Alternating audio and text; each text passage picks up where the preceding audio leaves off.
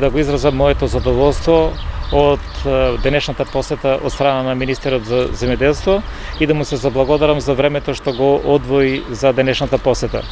Навистина, за време на неговата посета и неговиот краток престој во регионот, односно во општина Кочани, го искористивме за разговор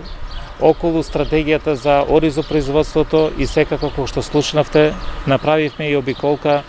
на актуелниот објект Браната Речани, што на вистина е еден од многу значајните објекти кои во овој момент се градат.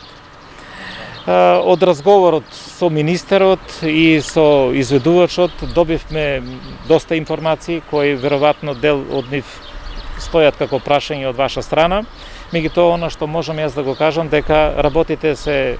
во тек, се работи интензивно, се наместени веќе бараките за сместување со амбуланти, со трпезари. Водоснабдувањето е решено, во завршна фаза е и доведувањето на далеководот, односно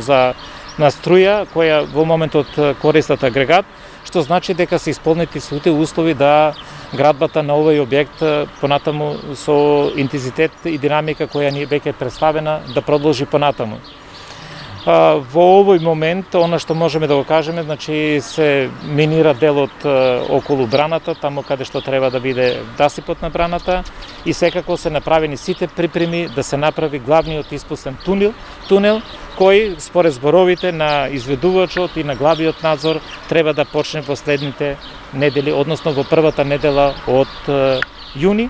Нешто со што ќе се означи и званично почетокот на интензивната градба и на објектот, односно на целата брана.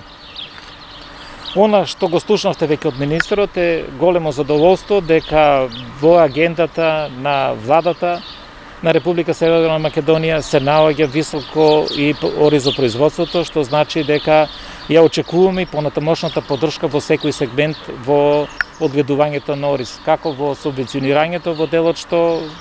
ќе биде и во иднина, така и во целокупната друга стратегија, односно инфраструктура, се со цел стабилно снабдување со вода на оризовите полиња, како што слушнавте со градењето на проектот Брана Речани, околу 1,5 милион метри кубни вода ќе бидат користени за наводнување, што значи дека околу 1/3 од површините ќе бидат, односно повеќе од 1/3 од површините засејани со ориз ќе бидат